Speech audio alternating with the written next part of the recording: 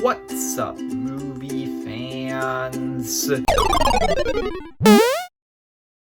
Guys, so Netflix is a streaming service. Yeah, I'm sure you didn't know that until just now. It just released 2 TV show seasons around the same time, and they are 2 TV shows that I watch, so I decided to make a double review video again, reviewing both of these brand new TV show seasons. So first off, there's Umbrella Academy Season 3, which is the first one that we're going to talk about, and then Stranger Things Season 4, which is the second one. So there will probably be a time that comes up on screen right now. Skip there if you're just interested in Stranger Things 4. I'm sure that's probably going to be most of you. I'm not sure how much I'm going to get into spoilers, but I probably will dive into spoilers a little bit, so that's just a warning to you. But for now, we are going to get into Umbrella Academy. So Umbrella Academy is it's a show that I watch. I like it. I think that season 1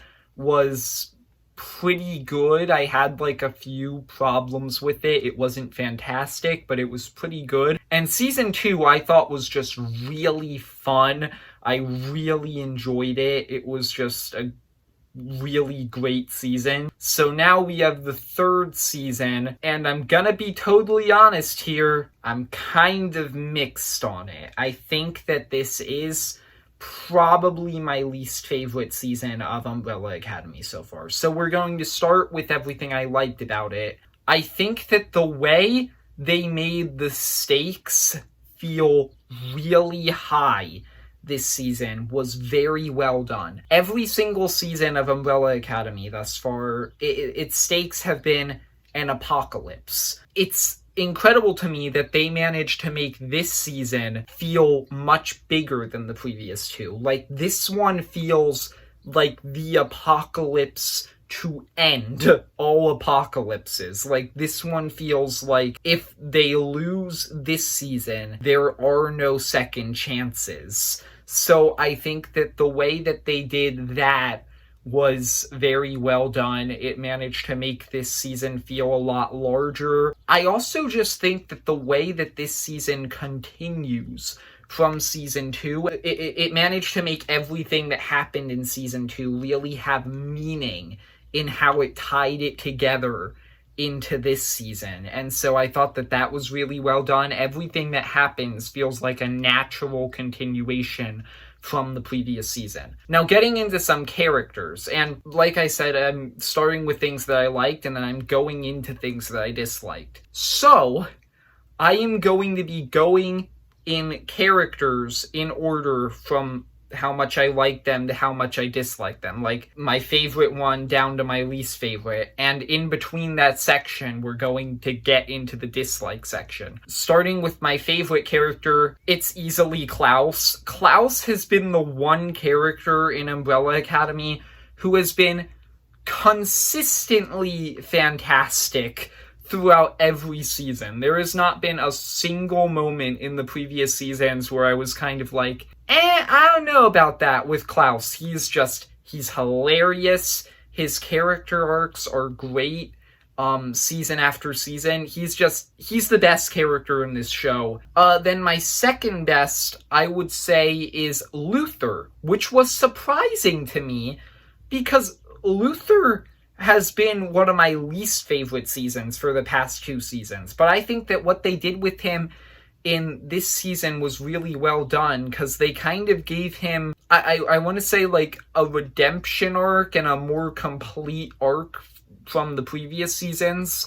So I thought that what they did with him was really good, especially what they did with him and Reginald. We're going to get to Reginald in a little bit, but I thought that what they did with their relationship especially was fantastic. Third would be Diego, and while we're on the topic of Diego, fourth would be Lila. I think I should group them together there a little bit. I think that their relationship and the way that they kind of took the next steps in this season was very well done. I really like their dynamic, and Diego is just great as ever. He's very entertaining. Fifth would be Victor.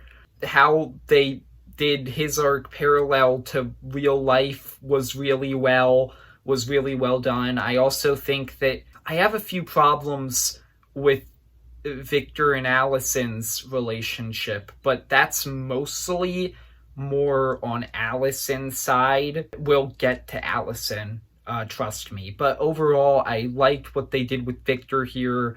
Sixth would be Reginald. Like I said, I really liked what they did with Reginald here, because I think they did a great job at showing you more of the human side of him, because Reginald has always been this complete jerk that you just hate throughout the first 2 seasons. And here, you see a lot more of his relationship with his kids from his perspective. And I think that that managed to do his character a lot of favors. Like, they humanized him without fully taking away that terrible side of him. Now we're going to get into kind of the dislike section. This is kind of a mixed character for me. 5. I really like him. I think that he's great as ever. I'm still amazed that this isn't actually an old man trapped in a kid's body, because he's great at acting like that. He's just doesn't have much of a payoff to his arc. Like, they set it up, but it feels like they forgot to pay it off, which I thought was the same thing that happened with Luther in season 2. So this time, it happened with 5. Umbrella Academy. Make sure you pay off all of your character arcs. So now we're going to move into the dislike section. 8th would be Ben. They kind of replace the 3-dimensional Ben that we had from the first 2 seasons with quite literally a one-note alternate version of the character, and I think that that just was poorly done. And easily my least favorite, 9th, my least favorite character in Umbrella Academy Season 3 was Allison. I hated Allison this season, which is insane, because she was great in the first 2 seasons. Like, she was one of my favorite characters. Here, she just turned into such a jerk. Irredeemably so. It was just so annoying, the things that she did in this season. Like, I thought that she was only mildly evil in the first, 5 episodes. Then you got to the ending of episode 6, and I was just like, she did not just do that. If you've seen the season, you know the moment I'm talking about. I couldn't believe what I was watching, that she actually did what she did. I just really did not like what they did with Allison. I thought that they ruined her character. So now moving into some of the other things that I didn't like. The Sparrow Academy. I mean, only 2 of them mattered to this story, and they were supposed to be the main plot line of this season. So yeah, that annoyed me. I did not like what they did with the Sparrow Academy. 5 of them just did not need to be in this season. And then my other problem, for the first, 4 episodes, I think, 5 and Lila are away doing this one thing with the briefcase, and the rest of them are trying to find the briefcase, which they don't know that 5 had, and I thought that was annoying, because if 5 had literally just told them where he was going, that entire plot line wouldn't have happened, and so that annoyed me.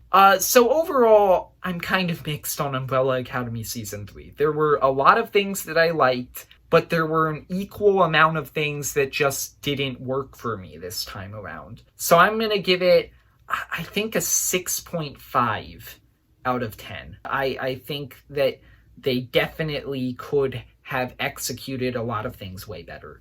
Now let's get into Stranger Things Season 4. On the flip side, from Umbrella Academy Season 3, Stranger Things 4 is, in my personal opinion, the best season of the show, and it might be my favorite TV show season I've ever scene. Stranger Things Season 4 is just straight up perfect. I do not think I have a single major problem with this season. I think my only two things is that I think that Mike, Will, and Jonathan were extremely underused in Volume 1. Actually, I think that's the only thing. Like, that's my only problem with this season. And that's an extremely minor thing. I think that everything else about this season worked for me. So, let's get into it. So first off, once again, just like with Umbrella Academy, the stakes in this season feel so large. Like, this feels so much bigger than the previous two seasons. And because of the nature of this season, and because of, like, what exactly it sets up for Season 5, I think that that's perfect. Like, just having this really establish just how insanely big this story is going to get in the final season. So I thought that that was really well done. This season is also the first time I think that this show has been, like, straight up scary, like, really scary in some scenes since, I guess, Season 1, maybe Season 2. There were a few moments in Season 2 that were kind of creepy. Season 3 just really wasn't that scary to me at all. There were a few elements to it that were a bit disturbing, especially in the Mind Flayer being made out of people. That was pretty freaky, but apart from that, that season really just wasn't that scary to me. So this season, right from episode 1, was just so creepy. The way that, okay, minor spoilers here. I mean, it happens at the end of the very first episode. The way that Vecna kills Chrissy, I was just so surprised. I was like, holy crap, I didn't expect them to go there. That's really disturbing. And I think that that managed to make this story just feel like the biggest story that has been told with Stranger Things so far. So I thought that that was really well done. Now, my other big thing that I really liked was every single character. I'm not gonna lie, I do not think they really did bad with any of these characters. So I'm gonna do a quick speed run through all of these characters. I'm going to try and talk through them as fast as I can because the cast of this show is just so large. So let's start with 11. She's basically the main character of this show. I thought that the way that they had her, like, trying to get her powers back this season and also just struggling with the guilt of what she's done in the past was really well done. I really liked what they did with her. Millie Bobby Brown is consistently great as her, just season after season. Her relationship with Mike, I thought was really well done. Like I said, Mike was a little bit underused this season, but I think the way that they paid everything off in the final episode with him, like, confessing everything to her and how much he truly cares about her, I thought that that was just such a satisfying moment of payoff. Will was also a bit underused this season, but, like, Noah Schnapp's performance and how you can just tell what he's thinking and what he's feeling without him even saying much, and then the extremely emotional scenes that you get with him in the last two episodes, I thought it made up for it. Dustin, I don't think he had a lot going on with him character arc-wise this season, but he's really funny as ever, and the last episode just had a really nice emotional payoff with him. Lucas and his arc about wanting to be popular, but realizing that that doesn't mean anything without his friends, I thought that was perfect. Nancy and Jonathan, I thought, were a bit weird this season, because I think it's weird to have this whole setup that Steve might get back with Nancy. I don't know what exactly they're doing with Nancy and Jonathan's relationship. They're probably the weakest two characters this season, in my opinion. And once again, it's not helped by the fact that Jonathan and his group was extremely underused. So yeah, I'm kind of mixed with them. Steve, I think that the way that they really established how far he's come from the first season and just like really showed you how much he's grown was so well done. Robin, her dynamic with Steve, I thought was great, and her arc about like expressing her true self, I thought was great. Hopper and the additions to his backstory were so emotional, and I really thought that like his guilt and like that whole arc, it was just perfect. Joyce didn't really have that much going on this season, but I thought that her desperation to try and get Hopper back and the payoff in the final episode was still great. Murray is consistently hilarious once again. Brenner, I thought that slight spoilers once again, Brenner's still alive, but with Brenner, I thought that the way that they, kind of like with Reginald, the way that they humanized him a bit more, I thought was great. Erica, I think that she was a bit underused here, but I think that she works better as a side character, so I thought that was fine. So I think that's all the pre-established characters that were in this season. Except for one significant one who we're going to get to in a minute. That was all of the characters who have already been introduced into this show. So getting into some of the new characters, Argyle I thought was pretty funny. I once again thought his group was underused, but I still thought that he was a pretty funny new addition. And Eddie was just great. I'm not gonna lie to you, I started tearing up. Spoilers, when he dies, I started tearing up. I thought that that was really emotional. So yeah, I think that what they did with Eddie was really well done, and his arc about getting braver and not running away. So there's one more character, and the reason I saved this one for last is because she was easily my favorite this season. Max.